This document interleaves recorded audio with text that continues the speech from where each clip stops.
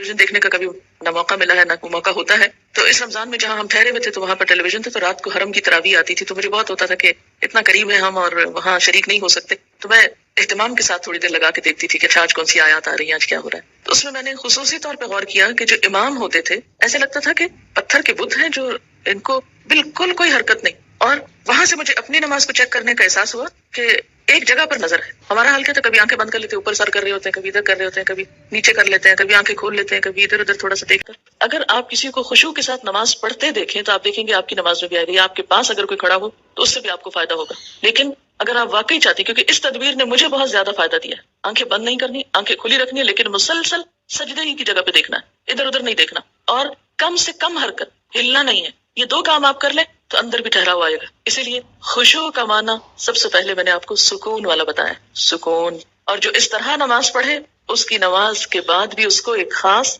سکون نصیب ہوگا. ہم نماز پڑھ کے بے چین اٹھتے ہیں بعض اوقات، کیا پڑھا، کبھی رونے بھی بیٹھ جاتے ہیں، کوئی فائدہ نہیں. یہ رونے دھونے سے کوئی زیادہ فائدہ نہیں ہے، یہ ایک لیم ایکسکیوز ہوتا ہے. رو کے اپنے آپ کو ہم خوش کر لیتے ہیں کہ ہم رو لیے، بس ندامت کے آنسوں نے سب غلطی دھو دی. ٹھیک ہے، اس سے دھل جاتی ہے غلطی، لیکن غلطی کی جب تک اصلاح نہ ہو تو محض رونا فائدہ نہیں دیتا، یا محض ندامت فائدہ نہیں دیتی. تو اس لیے دو چیزوں پہ خصوصی توجہ کرنی ہے اگر چاہتے ہیں خشوع آئے. تو یہاں پر اللہ تعالیٰ فرماتے ہیں کہ صرف نماز پڑھنا ہی کافی نہیں، بلکہ نماز میں خشوع ضروری ہے. کس کے لیے؟ کامیابی کے لیے. اسی لیے آپ دیکھیے کہ ایسی جگہ پر نماز پڑھنے کو کہا گیا ہے جہاں زیادہ آس پاس موومنٹ نہ ہو. مردوں کے لیے تو بہت ہی اچھا چانس ہوتا ہے کہ مسجد میں چلے جائیں، مسجد میں سبھی نماز پڑھیں، کچھ اور تو وہاں ہو نہیں رہا ہوگا، تو اس میں خشوع پیدا ہونے کا ایک قدرتی ماحول ہوتا ہے. لیکن عورتوں کے لیے کیا پسندیدہ ہے؟ جیسے حدیث میں آتا ہے کہ گھر کے اندر والے حصے میں، یعنی جتنا عام ایکٹیویٹی والے حصے کو چھوڑ کر آپ الگ تھلگ ہو کر نماز پڑھیں اتنا ہی اچھا ہے، کیونکہ اس سے کوئی بیرونی جو انٹرفیئرنس ہے یا ڈسٹریکشن کے اسباب ہیں وہ نہیں رہیں گے، تو آپ کے لیے آسانی ہو جائے گی. تو جب ہم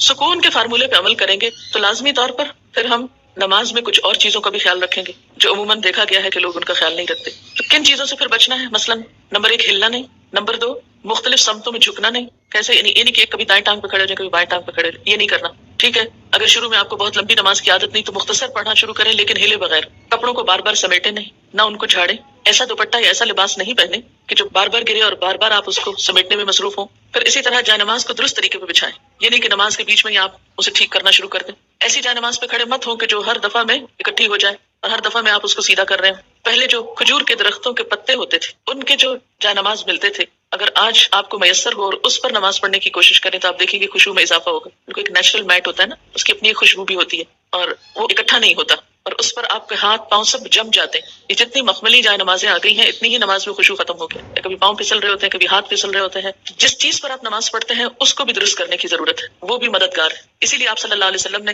نماز کے وقت سامنے نقش و نگار اور جائے نمازوں کے اوپر نقش و نگار اور ان چیزوں کو ناپسند کیا ہے، کیونکہ یہ بھی نماز میں خلل انداز ہوتے ہیں. پھر اسی طرح تن کے بھی نہیں کھڑے ہونا چاہیے، یعنی بہت اکڑ کے نہیں کھڑے ہو، بلکہ نارمل نیچرل ریلیکس طریقے سے کھڑے ہو. بہت اونچی قرات نہ کریں. مثلا اگر آپ تہجد میں یا نفل کسی میں ذرا سا زیادہ تلاوت کرنا چاہتے ہیں، بہت چیخ چلا کے نہیں کریں. یا کہیں آپ امامت کرا رہے ہیں تو اس صورت میں بھی قرات میں عاجزی ہونی چاہیے، کیونکہ وہ بھی خشوع میں اضافہ کرے گی. اسی طرح گا گا کر تلاوت کرنا یہ بھی درست نہیں، مصنوعی تکلف سے تلاوت کرنا. پھر اسی طرح نماز میں جمائیاں لینا اور لیتے چلے جانا نہیں، ان کو کنٹرول کریں. اسی طرح جلدی جلدی کرنا، کیونکہ خشوع کیا ہے؟ سکون. اور سکون میں کیا ہے کہ آپ جب